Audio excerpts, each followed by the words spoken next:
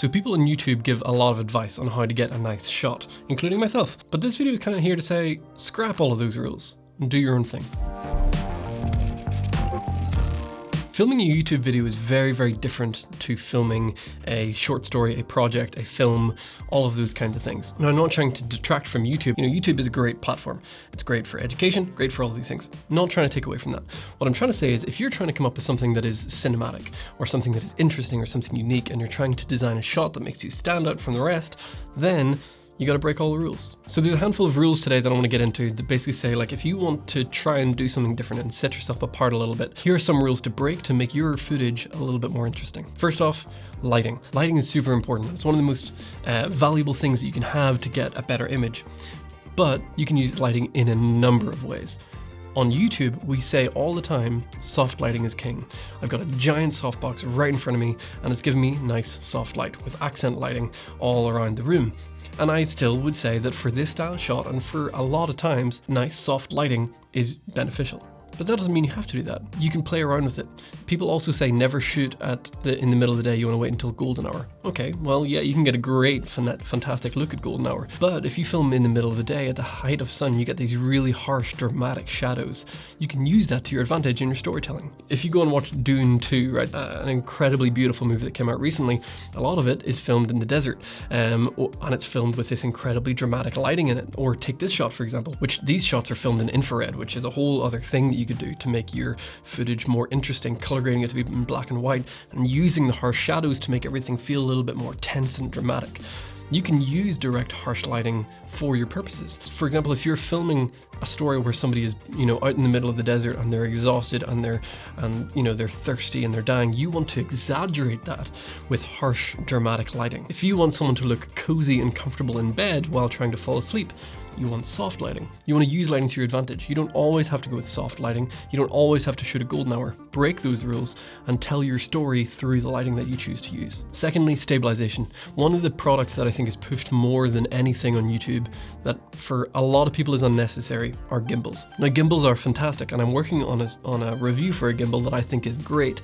So gimbals have their place. If you want to get smooth, silky footage that has that nice style of movement to it, yes, gimbals are great, but shooting handheld can give you so much more character to your shot.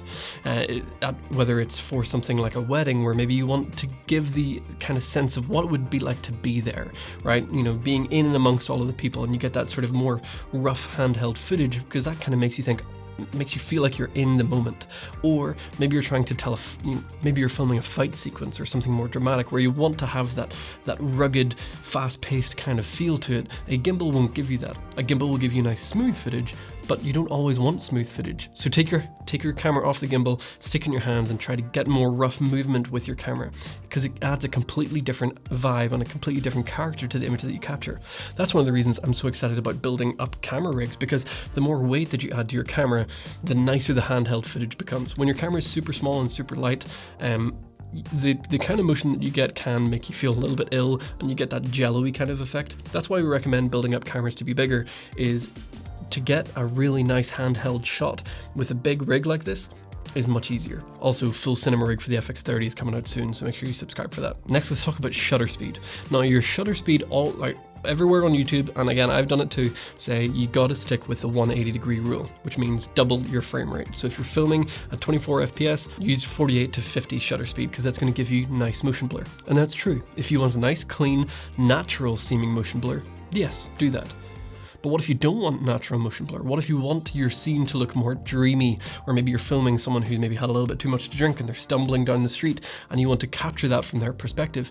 Then you know what, crank down your shutter speed and you get this crazy weird movement that can kind of tell more of your story. And again, when it comes to capturing a good image and getting a cinematic image, that story is the most important thing, and using your camera settings and your lighting and your lenses, all of these things to emphasize your story is far more important than getting a sterile, clean image. Or vice versa, maybe you want something to seem very fast-paced. You're capturing something running and you want to make it seem like everything is really, really aggressive and agile. Then you want to crank your shutter speed up so that there is no motion blur and everything moves kind of like weirdly, and it makes your eyes hyper-focused on the situation that you're filming.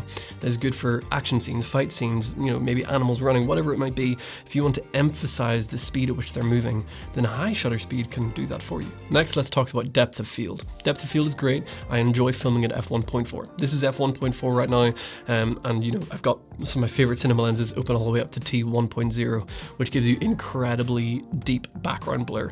But don't let that make you lazy. Now, one of the things you'll notice when you go back and watch the Lord of the Rings movies is that most of their shots have an incredibly deep depth of field, right? You're getting the entire frame in focus. You can see the entire landscape. And the reason that is because the landscape is part of the story. Sometimes getting incredibly shallow background blur can actually detract from your story because you can't tell what's going on.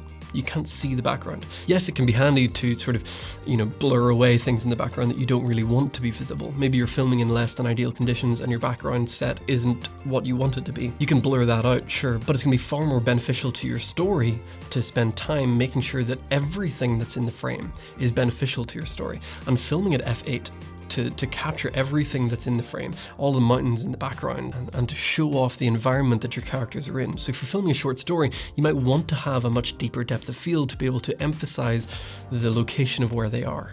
Like the Lord of the Rings movies are a prime example of this. 13 Oscars deep, and they're filming things with no background blur in a lot of their shots, and that's because the story is king, and they use their background blur to emphasize that. All right, lastly, let's talk about framing. One of the things that you hear on YouTube all the time is to keep the rule of thirds, right? To use these grid lines to sort of have your focal points of the image in these spots, because it's kind of where your eye naturally is drawn to. It's good advice, right? I use it all the time, right? There's a reason that I sit in the middle of the frame for these talking head shots. For a lot of this style of footage, it's very beneficial. But you can break all of these and actually put your subject in the completely wrong part of the frame.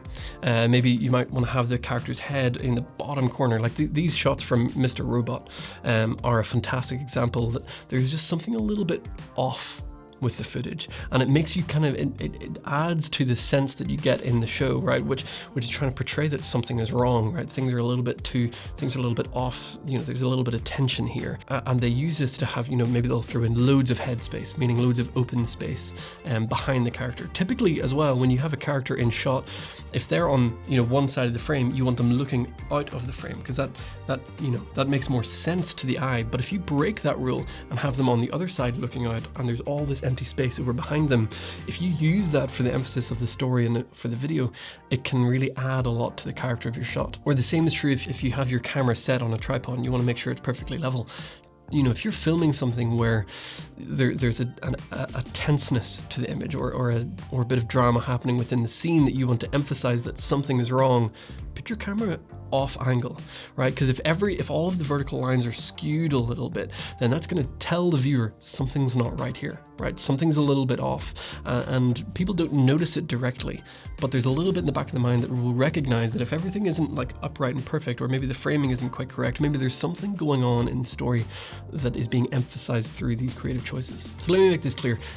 A lot of the rules that you hear about on YouTube are beneficial. Again, soft light is nice, good framing is nice, shallow depth of field is nice, but they aren't always. Sometimes it's actually better to break those rules and to film in weird ways to emphasize the story that you're trying to tell. If you're wanting to get into filming short stories or try to portray emotion through your footage, these are some fantastic rules to break to try and use these techniques creatively to emphasize the point. Now, if you're trying to film a commercial for a medical clinic and you're wanting everything to look clean, pristine, and nice for the clients, so that people want to go into that place to get healed, then yes, keep all the rules, right? Make sure that everything is nice and clean, make sure that things are you're doing everything properly in that way.